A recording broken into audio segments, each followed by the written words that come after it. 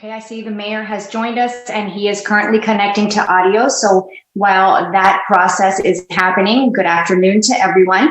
And we are going to go back to the format that we had been previously using, where we have the mayor's remarks in English and then questions in English, and then the mayor's remarks in Spanish, and then questions in Spanish. And this afternoon, we also have with us Deputy Mayor Jennifer Moon. A lot of you have had questions regarding the dashboard that is online at the new normal page at Miami-Dade.gov. So she'll be here to answer some of those questions if you have those. Now, Mayor Carlos Gimenez, up to you. Mayor, you're muted still. Well, okay, let me There we go. Am I unmuted now? No, I can hear you. Okay, good. All right. Good afternoon, Patty. Good afternoon. Good afternoon, everybody. I've been seeing a lot of media reports this weekend about a spike in COVID-19 cases in Florida, and I want to, have this presser to set the record straight. First, as I've said from the start, with more testing, we will see more positive results. But having more positives does not mean that people are severely ill. Right now, testing in Florida by both the state and the private providers is the highest ever. The percent of positives for COVID-19 in Miami-Dade County remains relatively stable. When you look at the daily dashboard that we post on Miami-Dade.gov, you'll see that our 14-day average is at 7.8%, and that's under our 10% goal as recommended by the CDC. In fact, when you go back to March, when testing started, up to today, the average is 9.3%. And today, we're testing anybody who wants a COVID-19 test and is over 12 years of age. From the very beginning of monitoring this virus, I have said that what we have to watch very carefully is hospitalizations. Those are holding steady despite a big push to test all high-risk groups and expand testing overall. That includes patients and workers at nursing homes and assisted living facilities, our first responders, the jails, and our homeless population. We're seeing a slight uptick in hospitalization, and that's because patients at nursing homes are being sent to hospitals and are treated quickly. Although today we have 607 patients in hospitals, exactly the same number that we had back on June 1st.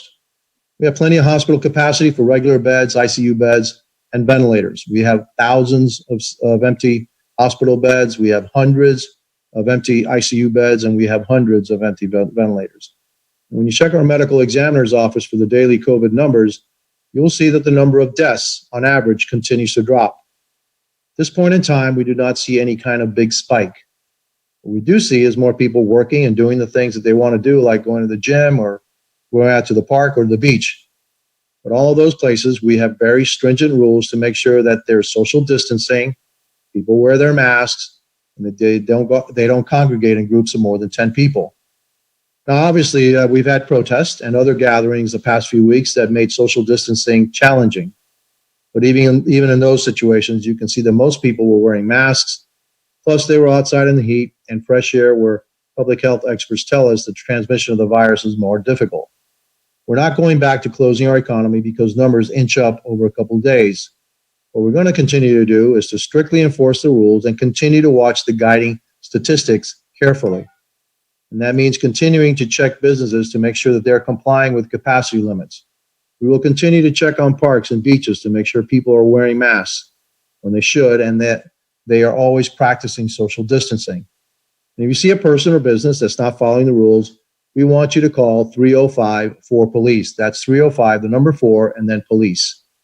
We also want to remind everybody that the county's Safer at Home order has never been lifted.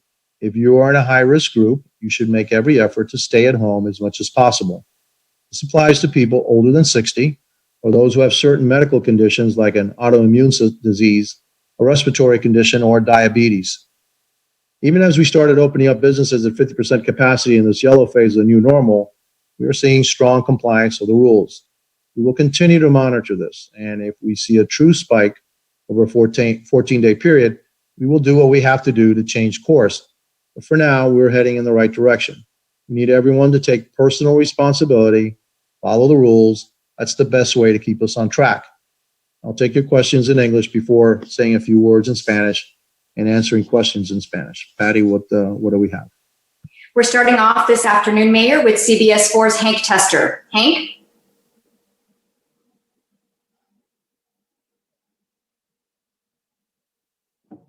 Hank? saw him. Hank Tester, are you there?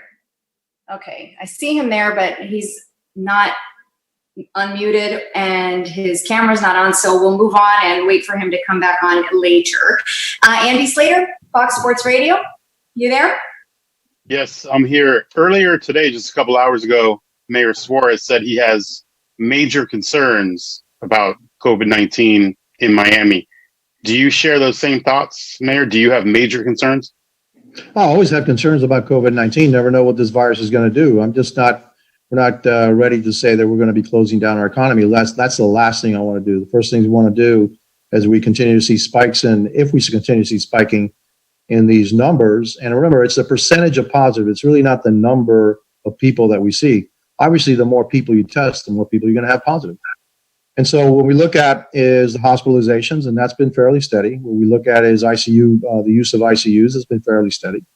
What we see is fairly steady use of ventilators. We have a large capacity here to handle more patients. And so that I am not overly concerned, but we are watchful and we will continue to watch it. And we will make more efforts to enforce the rules. I have gone out on a couple of occasions. I've seen at least one or two of the stores I've been that maybe they're not following the rules like they should. Today at the morning meeting with my directors, I emphasized, especially the police department, who've been pretty busy the last couple of weeks, that, hey, we need to go back out, start enforcing rules to make sure that it doesn't continue to creep up. There's been a slight uptick, but not something that I'm overly concerned about at this point. That could change in the next days or so as we see more and more evidence of either a trend or maybe as a hiccup. Lastly, he said that he spoke to you today. What was that conversation like? What did you guys talk about? Well, he told me that he was concerned about it and that he wasn't going to do a stay-at-home order, and I was happy he didn't do that because that would be it would be very confusing to the people of Miami-Dade County, the city of Miami doing a stay-at-home order and the rest of the county being open. So, I'm glad he did that. We need to continue to talk about what he's seeing. Well, he sees the same things we do. As a matter of fact, he sees what we produce. And so he may be coming up to different conclusions than we do, but we've been at this for a while. We produced all these reports. My deputy mayor and I, we speak all the time about what it means. And there's reasons why things happen that he may not be aware of. Like I know that speaking to the governor yesterday, they've made a concerted effort to start testing down in South Dade, the migrant farms. And we do think that there is a significant problem down there. We haven't seen an uptick in hospitalizations down there, but we do see that there's probably a much higher incidence of positives among migrants because the way that they work, also the way that they live together, than the general population. And so we've got to check into that and see if that's what caused some of this uptick in the last 2 out of the last 3 days. We've had a hiccup sandwiched with a normal day. So we need to look at it. We need to look behind the numbers to see what the causes are. Thank you, Mayor. Out now to Ben Konark with the Herald. Ben, are you there? Yeah, thanks. Can you hear me? Yes. Thank you so much. It's actually just leading on that topic you were just commenting on, Mayor. What are you seeing? Because I know, Mayor Suarez mentioned the 18 to 35 age group. Could you tell us anything additionally about what you're seeing in the demographics of these new cases? I really can't tell you much about the demographics of the new cases.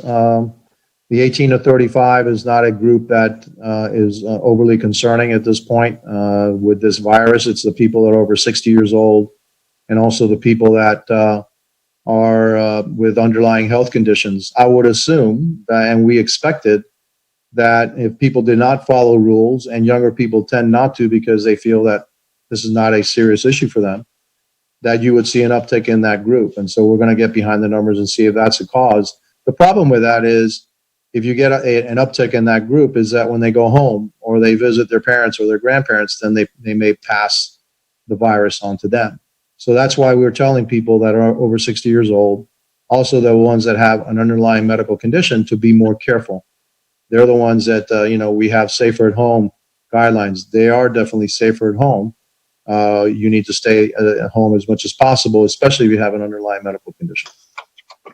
Thanks. And just one quick follow-up. When we're talking about migrant farm workers, do you have any sense of what proportion of the new cases they account for, or how many cases you're finding in those communities? No, a lot of this is, look, we see the data, and then we start to ask questions. And so another question that I asked today was the use of remdesivir, which is a antiviral drug that was under testing in Arizona, and it appears that we're using it here in Miami-Dade. Well, in that case, when you take remdesivir, you have to stay in the hospital for 5 days. Well, how many of those that are staying now in the hospital for 5 days would have been released back home because they had very mild symptoms? Remember, a lot of people, most of the people here are not in the hospital that have had COVID-19. As a matter of fact, the vast majority have never been in the hospital. They either have no symptoms or very light symptoms. The people in the hospital has been pretty consistent, hovering around 600. Sometimes it goes above 600, sometimes it goes below 600, but about 600. And like I said in my opening statement, on June 1st, we had 607 people in the hospital for COVID-19. Today, we have 607 people in the hospital for COVID-19. And so that's really what I look for. Not so many how many people are positive, although we look at the positive rate, but how many people actually are getting hospitalized because of this disease. Thank you, Mayor. Appreciate it. Now Thank to you. NBC6, Connie Fossey. Hi, Mayor. I have a question regarding to patients admitted into hospitals. We're seeing an increase of COVID patients admitted into hospitals. 76 reported Saturday, 61 on Friday is the highest to-date total in a month. So while the hospital capacity is stable now, what do those numbers suggest about the future, and do you have any concerns about that?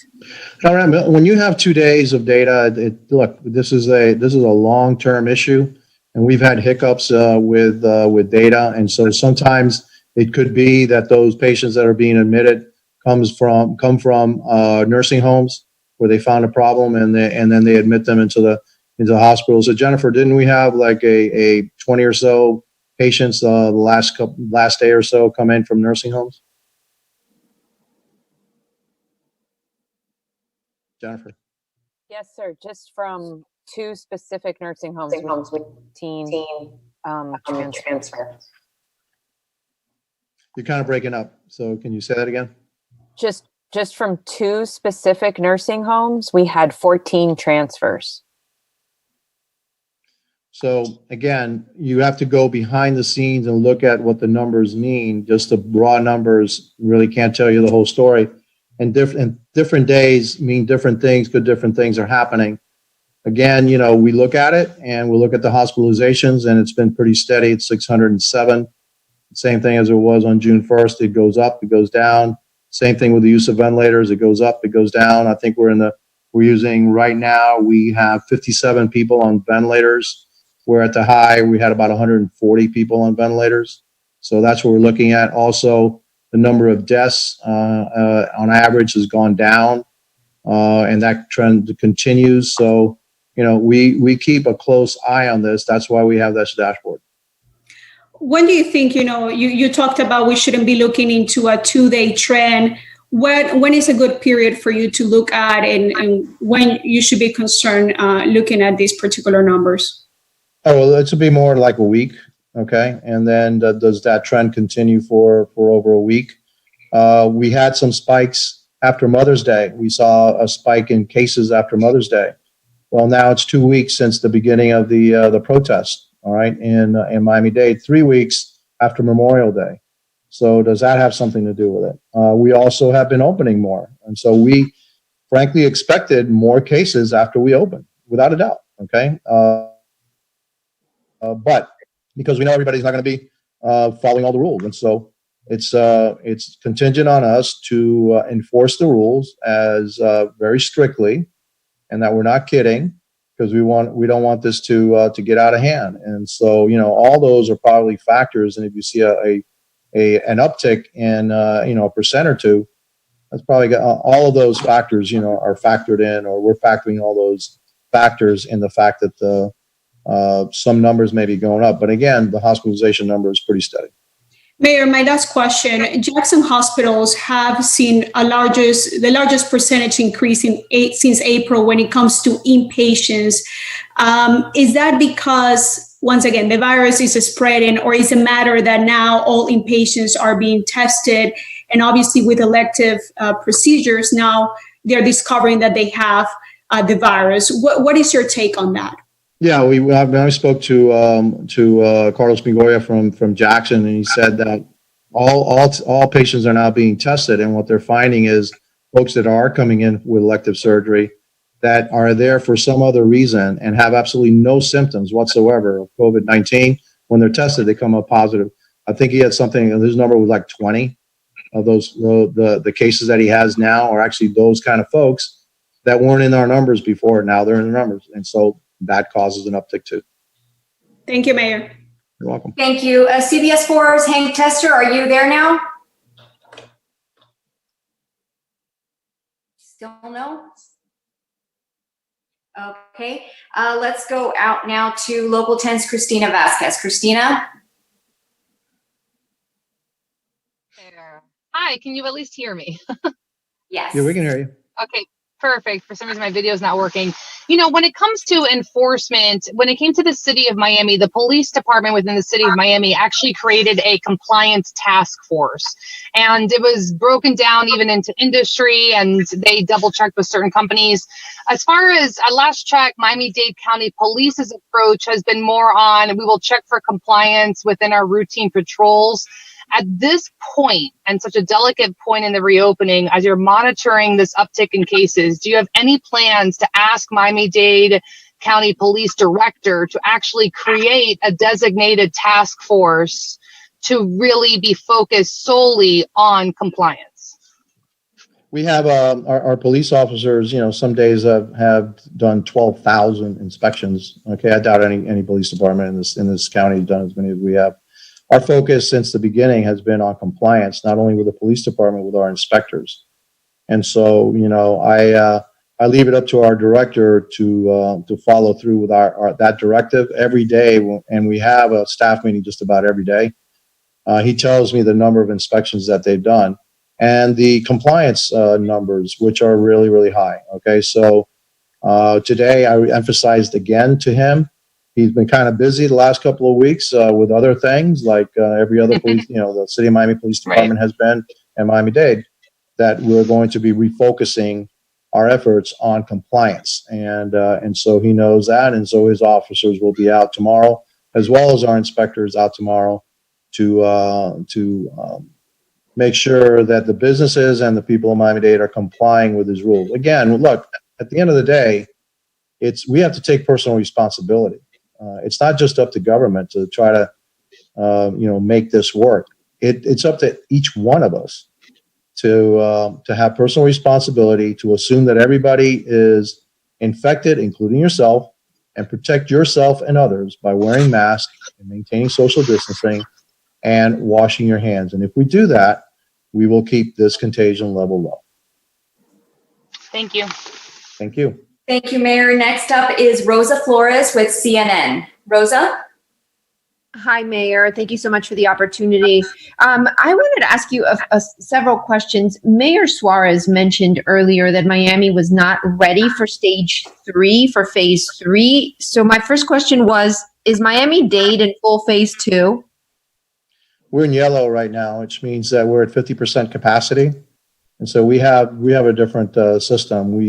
Red is full shutdown. Orange is what we were for about a month. We proceeded to yellow, which means your businesses can open, but we have to have social distancing, wearing a mask, and then there are limits to the capacity based on there are limits or percentage of your capacity that you can have patrons. And so that's where we are right now. The next phase would be a green phase, which we then allow more activities and we ease up on the restrictions. And then finally will be blue, which is open back to normal, our old normal. So right now we're in yellow, and we don't anticipate going to green for some time. Okay. And so when it comes to like the phases that the state sets, where would you say Miami-Dade is? I think we're like in phase 2 right now. Phase 2. Something like that.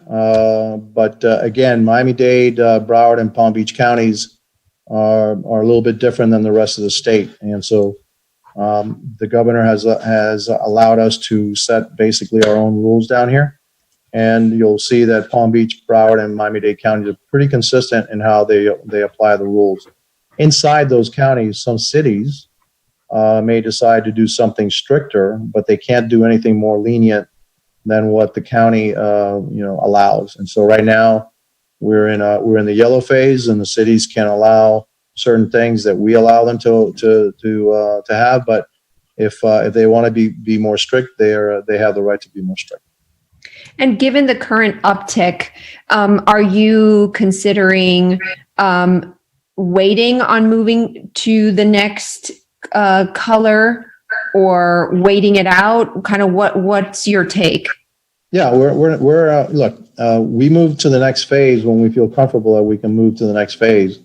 Right now, we just started yellow maybe 2 weeks ago, and there's different aspects of yellow. So even in the yellow category, some businesses were allowed to open earlier than others, and there's still some businesses in Miami-Dade County that are not allowed to open. Bars are still closed, nightclubs are still closed, but a lot of the other businesses now can open. But even some businesses that are being allowed to open have to give us their plans, and we have to approve those plans in order before they open up. A case in point would be bowling alleys or casinos. Even though they're allowed to, individually they have to submit their plans before we give the okay.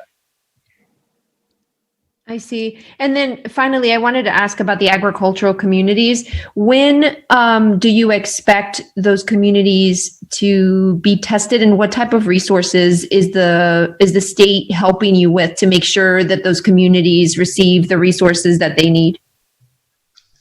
Yeah, speaking to the governor this weekend, he indicated to me that actually they had gone to South Dade, and they're seeing they're now testing the migrant population, and they're seeing that there are issues in the migrant population.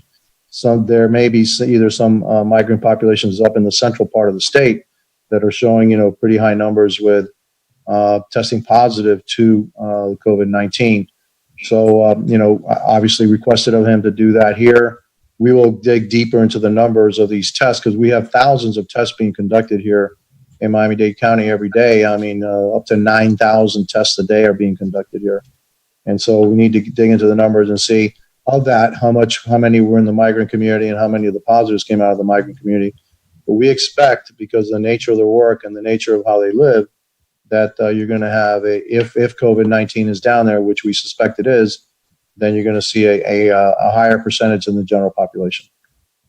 And by when would you expect all of that to be done? Or did the governor give you a sense of when? I didn't get a sense of that, of when that was going to be completed. That's something that we're going to have to talk to our local health department to see when they're conducting those exams, and when they think they'll be finished with it. I believe I got information that from our deputy mayor that they have been in South Dade recently, and they're going to continue to be in South Dade. Am I right, Jen? Yes, sir. They're partnering with CHI to be able to do some more testing in South Dade, and also deploying mobile units down farther south so that we can make sure that testing is available for everyone. Yeah, yes. And those that don't know the geography of Miami-Dade County, South Dade is where the migrants are. South Dade is where our agricultural community is. Thank you, Mayor. You're welcome. Thank you. I see Daniel Chang wanting to ask a question from the Miami Herald. Daniel?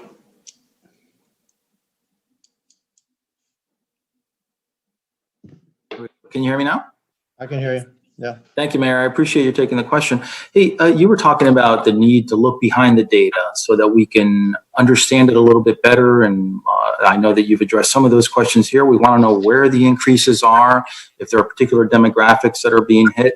I was curious, if you're concerned about the messaging. We've reached out to the Department of Health locally to see if they could come to the phone and talk to us to understand this a little bit better.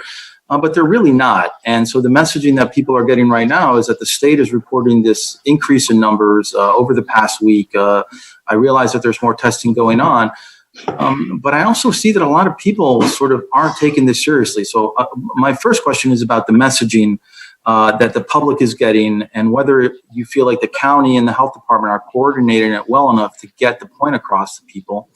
And then the second question is maybe something that's a little bit more detailed for Deputy Mayor Moon. And I wanted to understand the numbers that you put out on the daily dashboard, the moving to a new normal, and why there are differences between what the state reports and what the county reports. But I'd like to hear you answer the first question about the messaging. The messaging, look, we have a good relations with our Florida Department of Health here in Miami-Dade. The messaging, look, part of the messaging that we have is that we have more positives, and then everybody's kind of freaking out about it. Yeah. The number of positive tests I think we have now in Miami-Dade County number around 20,000 officially, but we know because of our blind study that we conducted at the University of Miami about a month ago, that there are at least 200,000 people here in Miami-Dade County that tested positive to the antibody. All right, and so the more testing you're going to do, the more folks you're going to find. I mean, that's 1/10. The official number is really about 1/10 of the number of people here in Miami-Dade that have the virus. That's why I keep harping on, you have to assume everybody has it. You have to assume that you have it, because most of the people that have it don't have any symptoms. And so that's why social distancing is such an important aspect. That's why keeping your 6 feet. That's why wearing a mask. That's why wearing washing your hands is so important, because the official numbers is only a tip of the iceberg of the number of people that are actually positive here in Miami-Dade. The good news is that most of them will never go to the hospital. And the good news is that most of them are not going to have a significant medical problem. The bad news is that it hits the elderly, and then it hits those with underlying medical conditions extremely hard. So we need to protect that. We need to protect them, but they also need to protect themselves. And so that's the messaging. And I don't want to create any panic in the community. I've been very consistent in saying, look, we know there's a whole bunch of people here that have had COVID-19. We have to wear masks, keep social distancing. That is the consistent message that we've had here in Miami-Dade County. And so, that continues to be it. There are differences and there are nuances in these numbers that you need to dig into and find out, why did that happen? Is it just because, hey, now this virus is starting to escalate again, is starting to have some kind of, a second wave coming? But look, we didn't have that big peak to begin with. And so we do have a second wave. I don't expect the second wave to be, to get above 10%, 11% or whatever.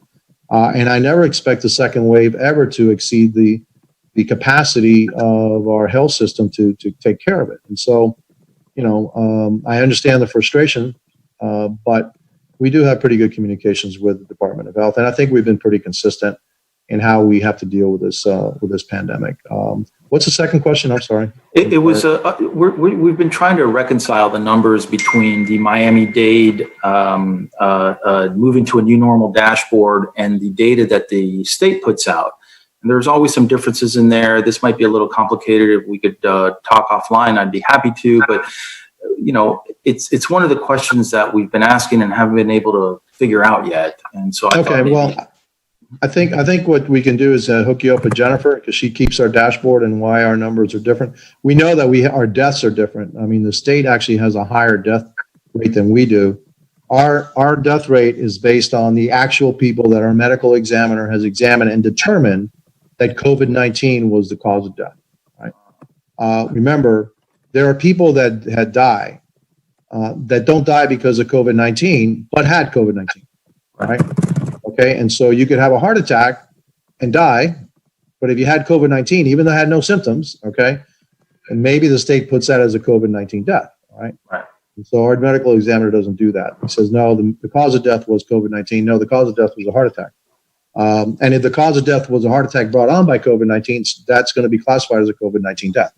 So that's one of the reasons we think that the death rate by the state is higher than what we have. And it's due to how we classify COVID-19 death. Okay. Thanks, Mayor. And Jen, afterwards, you and Daniel, I guess, can chat about the differences between our dashboard and their dashboard and what causes that. I would really like that. Thank you. Sure.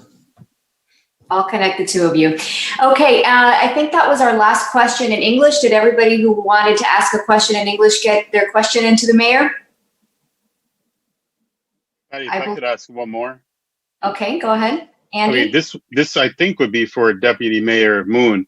NBC6 said earlier, one of the days, 76 patients, according to the dashboard, were admitted. They didn't say that 134 were discharged. My question, though, about that is that that's obviously a negative difference of about 60 patients. But on the dashboard where it says total admitted patients, it doesn't reflect those 60 patients. So those numbers are always off. And I'm trying to get a better understanding of how to read that. Is there any answer to that? What we have found when looking at these numbers is that it depends on what time each hospital is reporting the information. There's a deadline that they must report by, but they report at different times during the 24-hour period. We've also found that hospitals will bring someone in and they won't stay overnight, and they'll be brought in and discharged. And sometimes that seems to elevate the number of discharges. I've gotten the question before, how can there be more discharges than admissions? And that's because the discharges are people who have been admitted at any time prior to that day, while the admissions are the admissions just for that day. And then finally, another complicating factor is that the number that is in COVID patients admitted can be somebody who was already in the hospital and then tested positive. So they were admitted.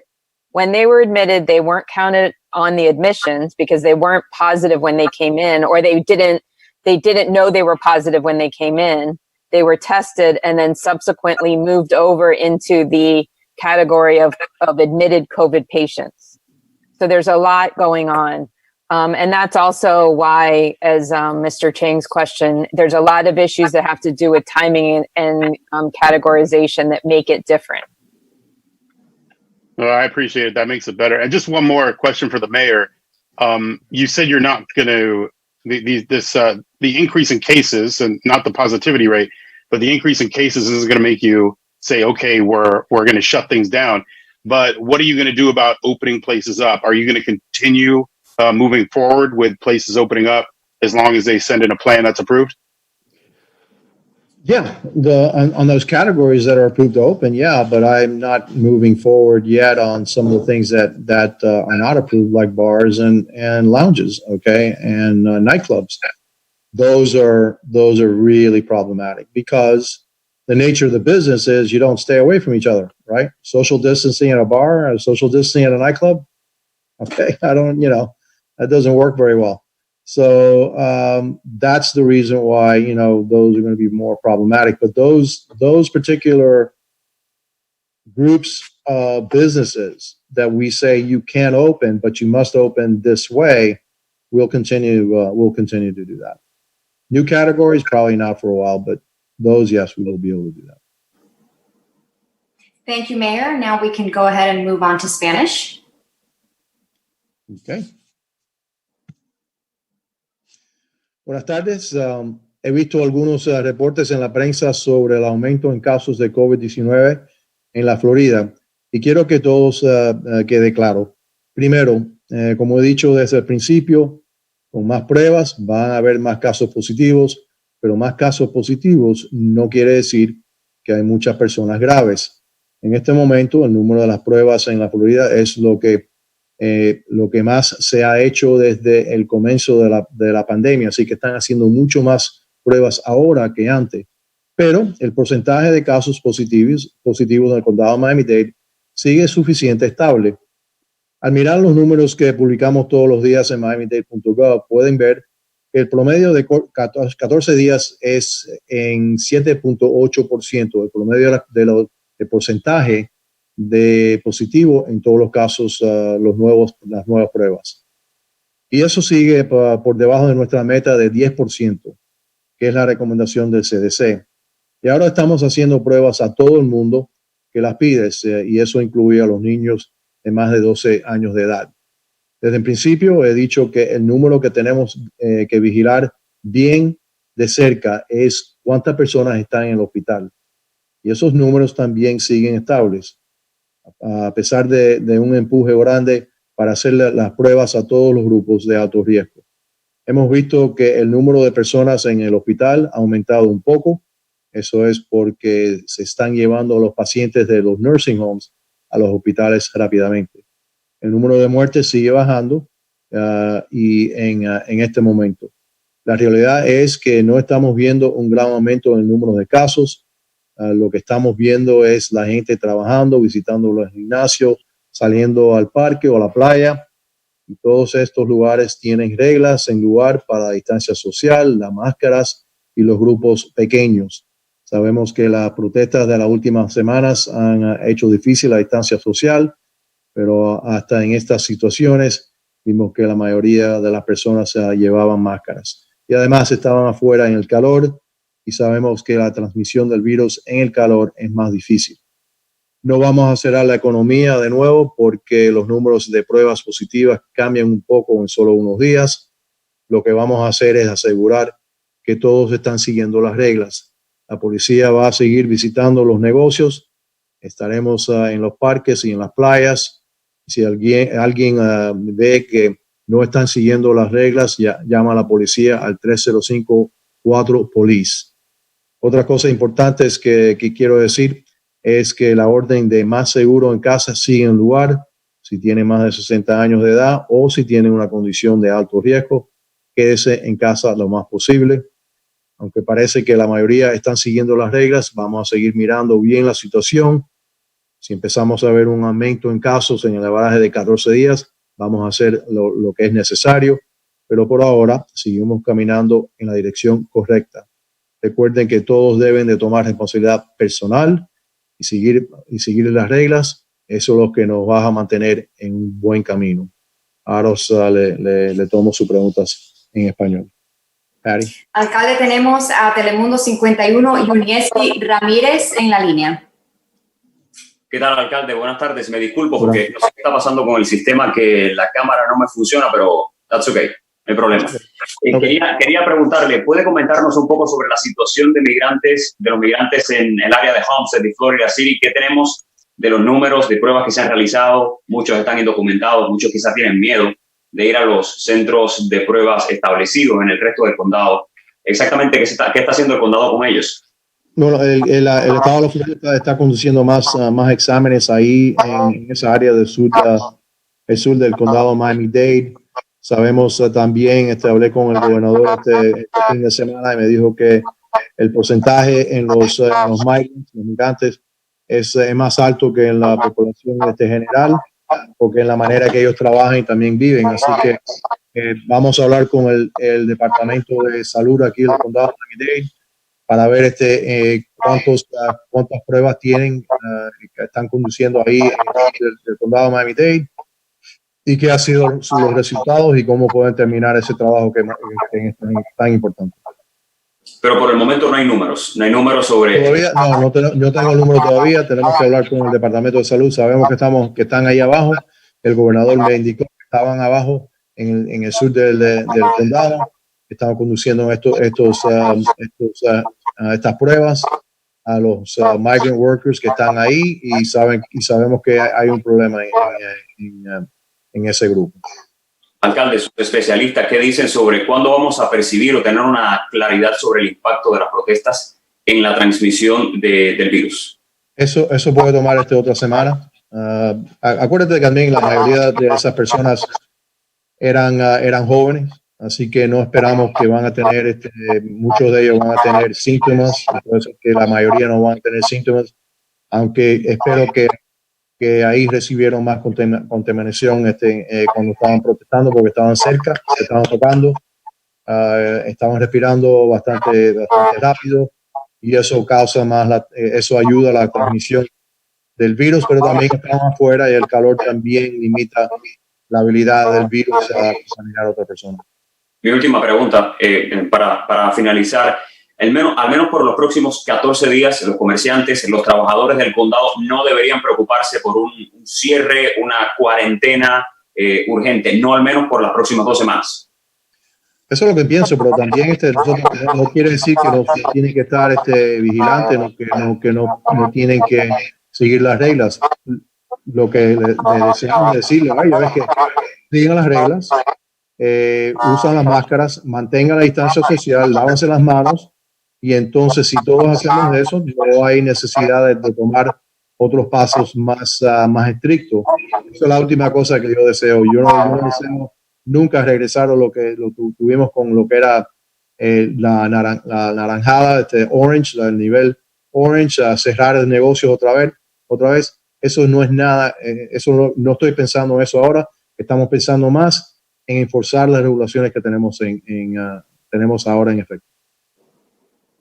Gracias, alcalde. Veo que tenemos algunas otras personas participando de los medios hispanos, pero no creo que ninguno tenía ninguna pregunta. Quiero preguntarles antes de terminarlo todo si tienen otra pregunta a alguien en español. ¿No? Okay, Mayor, I think that'll do it. Thank you very much. Thank you very much, everybody.